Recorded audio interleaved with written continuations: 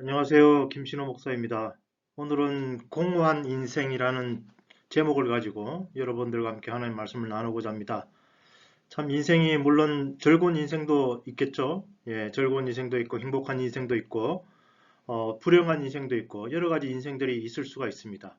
근데 이제 성경을 우리가 이렇게 자세히 이렇게 보게 되면요. 생각 외로 인생 우리가 이 세상에서 살아가는 것 자체가 굉장히 공허한 것이 인생이다라는 것에 대해서 말을 하고 있습니다. 이 이제 여기 개다리들이 이렇게 나와 있는데 한국 사람들이 제일 좋아하는 뷔페 음식 중에 이제 하나인 것이죠.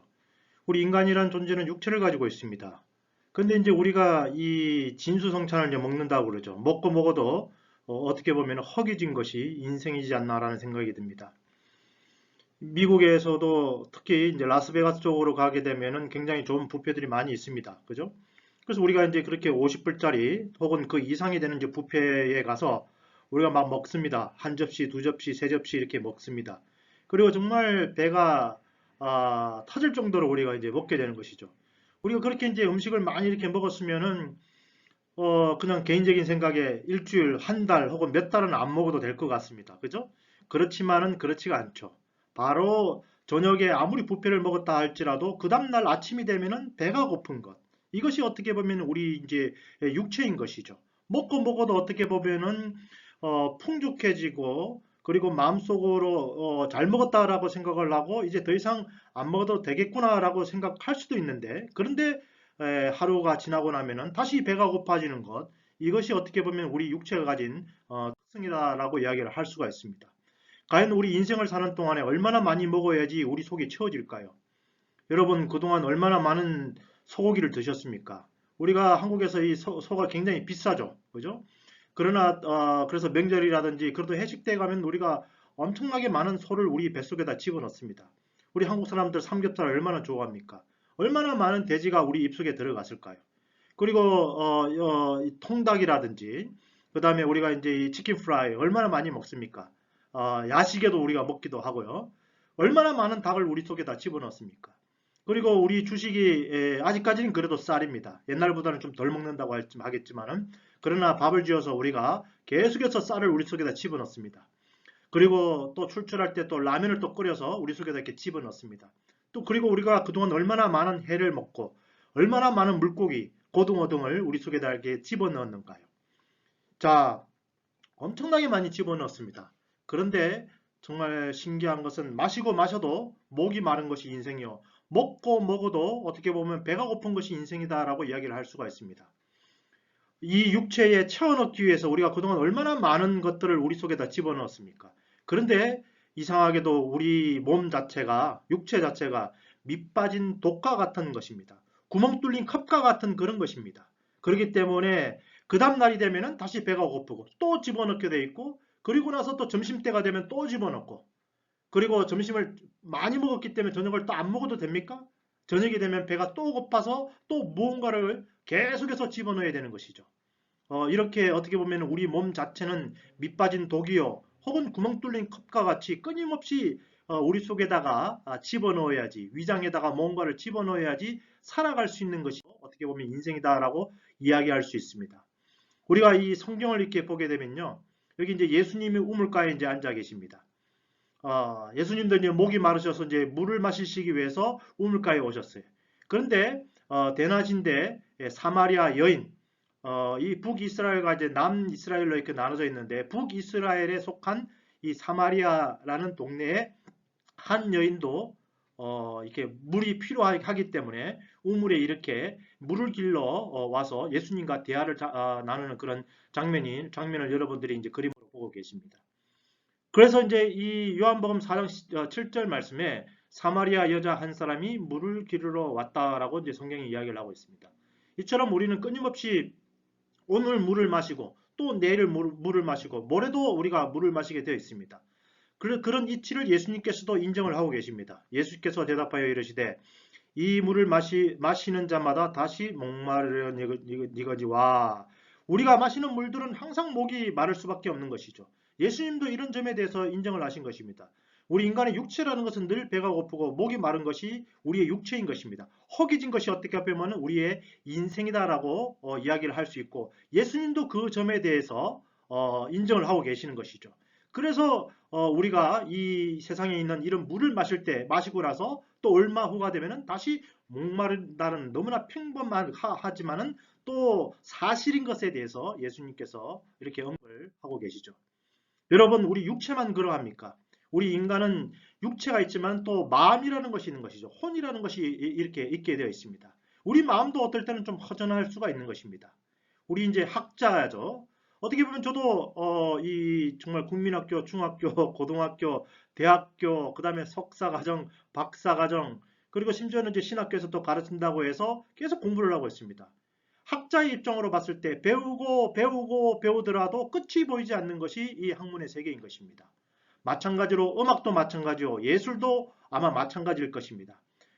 추구하고 추구하고 추구했지만은 여전히 끝이 보이지 않고 여전히 만족스럽지 못한 것. 그것이 어떻게 보면 또 우리의 마음이기도 한 것 같습니다. 우리 마음이 어떻게 보면 많은 지식으로 채워져 있고 많은 좋은 것으로 채워져 있는데 그럼에도 불구하고 우리는 마음속에서 허전함을 느끼게 되는 것입니다. 이것이 또 인간의 마음인 것이기도 하죠. 요즘은 자본주의 우리 사회에 살고 있기 때문에 모든 것이 돈으로서 가치를 판단하고 돈을 많이 가지면 우리가 행복한 것으로 알고 있는 그런 시대에 살고 있는 것이죠. 하물며 한국에서도 이 중고등학생들을 대상으로 해서 10억을 주면은 10억을 주겠다. 사람을 죽여라. 그럼 감방에서 한 10년 내지 20년 감옥에서 살 수가 있는 것이죠. 그런데 10억을 주면 사람을 죽일 것이냐라고 했을 때에 사람을 죽이겠다라고 많은 학생들이 그렇게 대답을 했다는 것입니다. 여러분, 그런데 돈이라는 것도 벌고 벌어도 만족감이 없는 것이 돈이지 않나라는 생각이 듭니다. 우리 한국의 요즘 아파트가 얼마나 비쌉니까? 10억, 20억, 30억, 40억, 50억 하는 아파트까지 이렇게 생겨나고 있죠. 그러면 과연 우리가 강남에다가 아파트를 사는 것. 제 친구 중에서도 한 명이 그 이야기를 하더라고요. 내 인생의 목표는 강남에 아파트를 사는 거다라고 말을 하더라고요. 자, 여러분, 그러면 강남에 과연 아파트를 사게 되고 그 아파트에 살게 되면은 과연 만족함이 있을까요? 과연 정말 BMW나 벤츠와 같은 그런 고급차를 타게 되면 우리는 그것에서 만족감이 있을까요? 그런데 물론 만족하시는 분도 계십니다. 그런데 또 다른 경우를 보면은 만족하지 못하는 분도 많이 계시는 것이죠. 이미 이제 많이 이제 지난 일들이긴 하지만 우리 최순실이라든지 우리 대한항공 이명이라든지 그분들이 밑에 있는 사람들에게 얼마나 고함을 지릅니까? 얼마나 갑질을 합니까? 그들이 주머니가 두둑하면은 인심도 두둑해져야 될 텐데 그렇지 않고 돈이 그렇게 많은데도 불구하고 뭔가 불만족스러운 것이 있기 때문에 밑에 있는 사람들한테 고함을 지르고 윽박을 지르는 것이죠. 우리 또 권력이라는 것은 또 어떠합니까? 가지고 가져도 그 끝이 없는 것이 어떻게 보면 이 권력이라고 이야기를 하고 있습니다. 우리 이승만 대통령이 한 번만 대통령을 했으면 좋겠는데 또 대통령을 하기 위해서 부정선거를 하게 되어 있는 것이죠. 그러다가 결국은 그가 쫓겨나서 해외로 도피하는 그런 일이 벌어지게 됩니다. 박정희 대통령에 관해서도 여러 가지 호불호가 많이 있어서 정치적인 이야기는 하지 않겠습니다. 그러나 그가 대통령을 한 번 하고 두 번 하고 하다 보니까 그것을 놓으면 될 텐데 놓을 수가 없는 거예요. 그 정말 자리에 오르락까지 얼마나 많은 노력을 했기 때문에 그러나 대통령을 한다고 하더라도 그것을 계속 또 한다 하더라도 거기에 대한 어떻게 보면 만족감 자체가 없는 것입니다.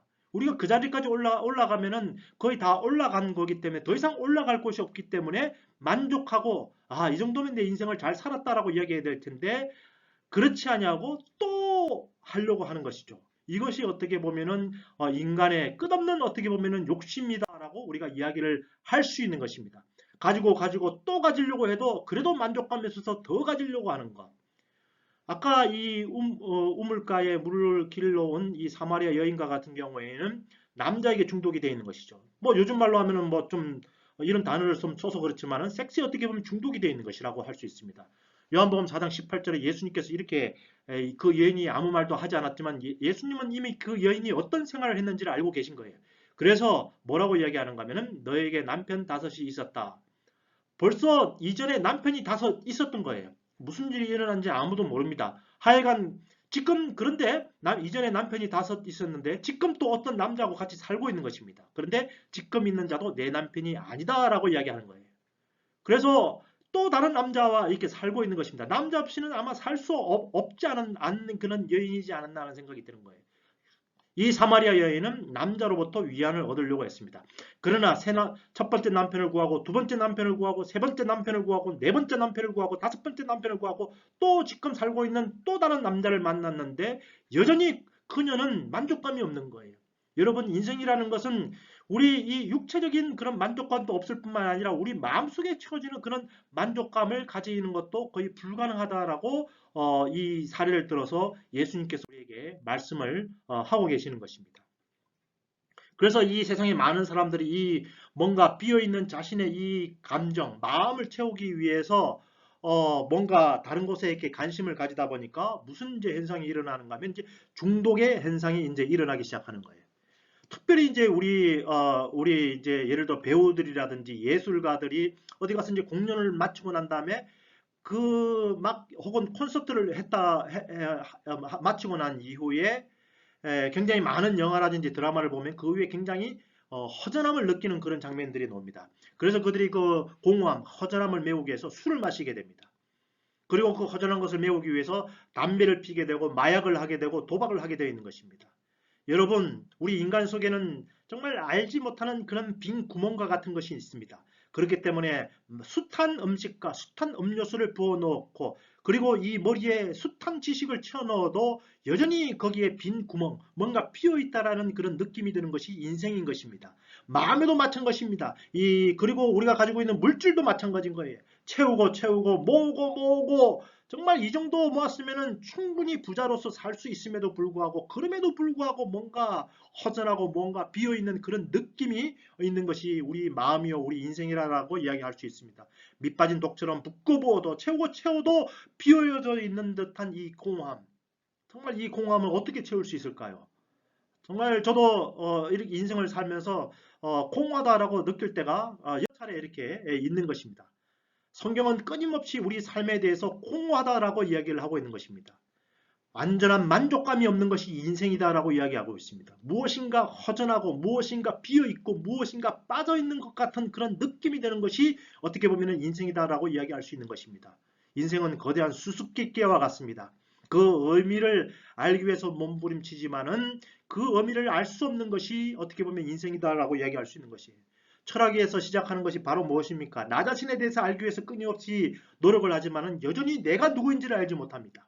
그리고 인간이 누구인지를 알지 못합니다. 그리고 그 인간이 어디에서부터 와서 어디로 가는지를 알지 못하는 것, 그것이 인생인 것입니다. 우리는 남과 비교하고 경쟁하고 그러다 보니 직장이나 여러 가지 곳에서 스트레스를 받고 그것으로 말미암아 걱정, 근심, 불안 등등이 우리를 휘몰아칩니다. 아무리 돈이 많아도 자살하는 사람들이 있습니다. 아무리 높은 지위에 가도 자살하는 그런 사람들이 있는 거예요. 특별히 어떤 분 이름을 대기도 제가 못한데요. 정말 한국에서 내놓으라고 할 만한 그런 정말 재산가도 자살을 합니다. 그리고 정치인들도 자살을 합니다. 이렇던 뭔가 그 자리에 올라가게 되면 채워진 것 같고 만족감이 있어야 될 텐데 여전히 뭔가 불안한 것. 이것이 어떻게 보면 인생이다라고 이야기를 할 수가 있습니다. 여러분, 잠깐 제가 이렇게 큰 궁궐을 이렇게 보여드렸는데 성경에 한 인물이 나옵니다. 이것이 한 사람의 궁궐입니다. 방이 거의 1000개가 넘는 이런 궁궐에서 살았던 그런 인물이 있습니다. 그리고 그는 이 아내와 첩이 얼마나 많았는지요. 1000명 정도의 아내와 첩을 가지고 있었던 그런 건세가 당당했던 사람이 성경에 있습니다. 그가 바로 누구냐 하면은 솔로몬 왕입니다. 우리 다윗의 아들이었던 솔로몬 왕과 같은 경우에 굉장히 많은 정말 여자들이 있었어요. 굉장히 많은 아내들이 있었습니다. 세상에서 제일 예쁜 여자들을 옆에 다 끼고 살았습니다. 그리고 그 여인들에게 방을 하나씩 주다 보니까 엄청나게 큰 궁궐을 그가 지었고 그리고 그가 가진 지혜와 재산이라는 것은 이루 말도 할 수 없었습니다.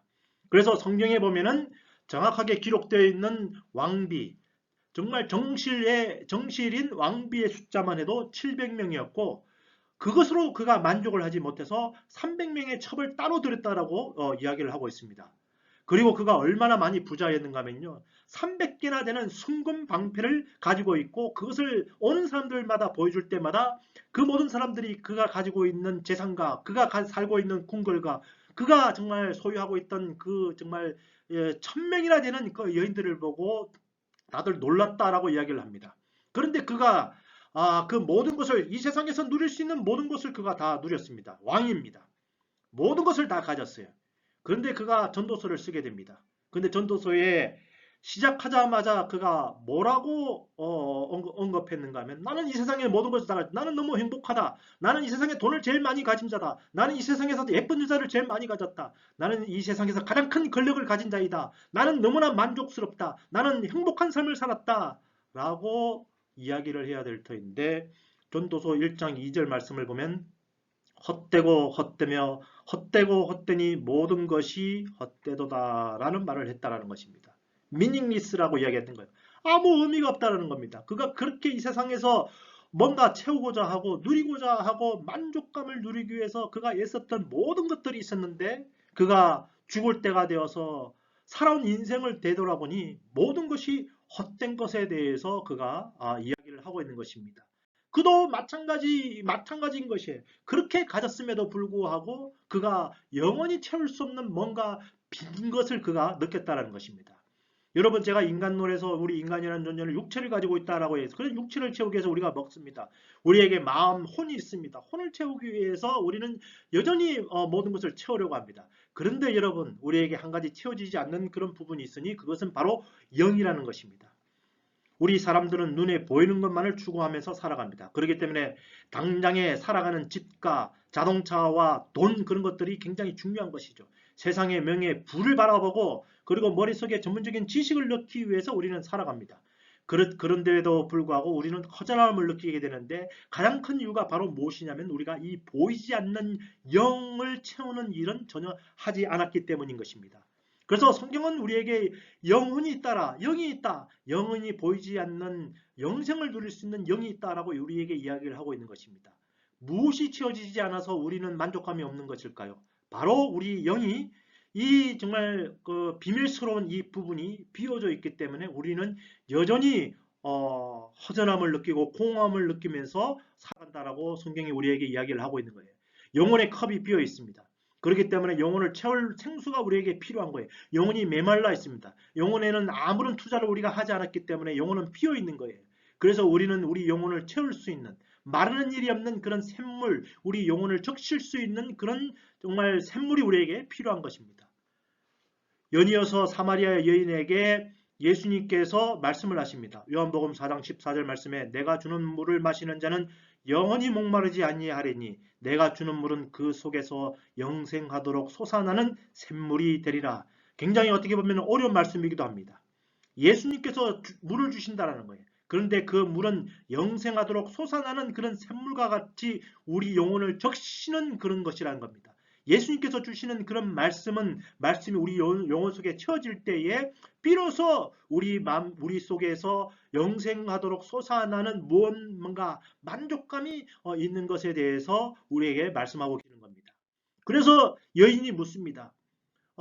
주님, 만약에 그런 물이 있으면 내게 주십시오. 그래서 내가 목마르지 않게 도와주십시오라고 그녀가 사마리아 여인이 예수님께 요청을 합니다.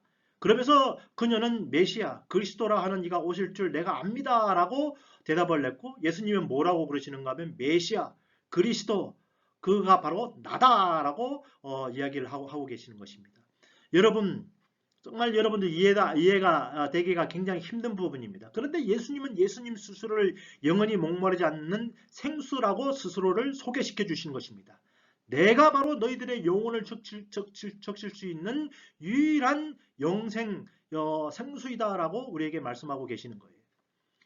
정말 그 여인이 이 말씀의 의미를 제대로 이해를 했는지 안 했는지 저는 잘 모르겠어요. 그런데 요한복음 4장 28절 말씀에 그 여자가 너무나 놀라서 물동이를 버려두고 동네에 들어가서 사람들에게 내가 메시아를 만났다라고 이야기를 하고 많은 사람들을 예수님께로 결국은 이끌고 오면서 이 장면이 끝나게 됩니다. 예수님께서 우리에게 말씀을 하십니다.